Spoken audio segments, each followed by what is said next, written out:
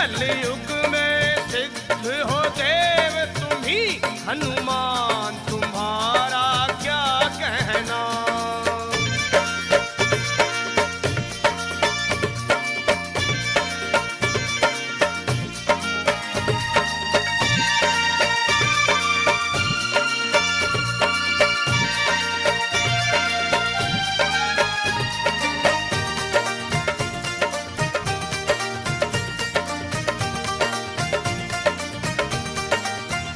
जब लक्ष्मण जी को शक्ति लगी, तुम धौलागिर पर्वत लाए।